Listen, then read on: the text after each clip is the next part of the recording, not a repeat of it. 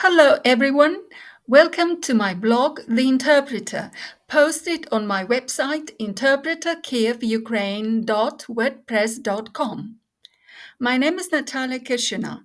I'm an English language teacher, interpreter, translator, and tour guide based in Kiev, Ukraine. In this episode, I'll try to explain to you which set expressions or idioms we can use if we are talking about a large quantity or a large amount of something. But first things first, what's an idiom, you might ask? An idiom is an accepted way of expressing an idea in a given language. Idioms are widely used and understood by English speakers throughout the world. The trouble is, when taken on their own, many idioms don't make much sense. So there is nothing we can do but memorize them. As an English teacher and interpreter, I'm utterly convinced that non-native speakers can't speak fluent English just because they don't know English set expressions or get confused about when and how to use them. These expressions are extremely important for language learners. Indeed, you should have them at your fingertips if you want to speak natural-sounding English. So, here we go.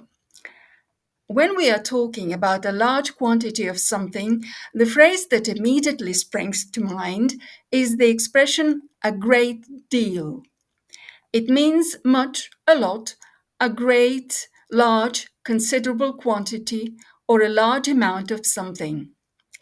So let's not waste our time and consider examples from the English literature. Example 1. She used the car a great deal. She used the car a great deal.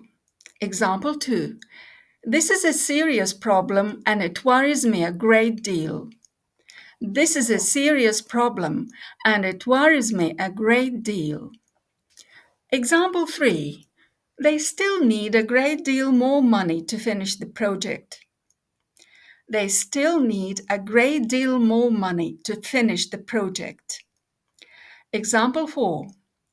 It doesn't make a great deal of difference. It doesn't make a great deal of difference. Example 5. It took a great deal of time and effort. It took a great deal of time and effort. Example 6. His work has been attracting a great deal of attention. His work has been attracting a great deal of attention.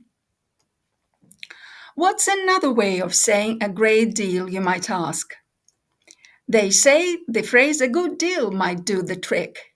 For example, a good deal of what she says is nonsense. A good deal of what she says is nonsense. He knew a good deal more than I did. He knew a good deal more than I did. Or how about this one? She's married to a man a good deal older than herself. She's married to a man a good deal older than herself. But here's the deal. You only use a great deal or a good deal with uncountable nouns. For example, a great deal of money. As you know, money is an uncountable noun. A good deal of work. Work is also an uncountable noun. So you can't use these expressions with nouns in the plural. Don't you ever say a great deal of people or a good deal of books. Instead, use a lot or an awful lot. For example, a lot of people, an awful lot of books. By the way, this expression is fairly colloquial. And another expression that may come in handy is a good bit. But please take notice, a good bit is highly colloquial.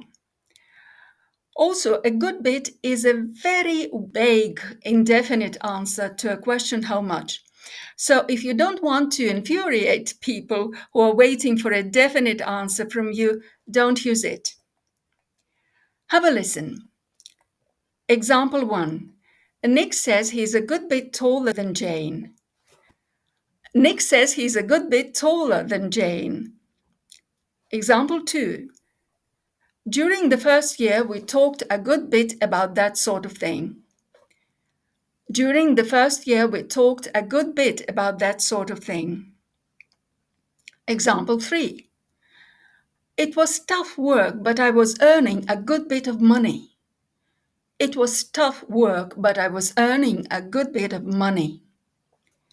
Last but not least, if you want to master colloquial English, you might want to use the words tons or heaps in the sense of many or much. For example, I had heaps of candy. I had heaps of candy.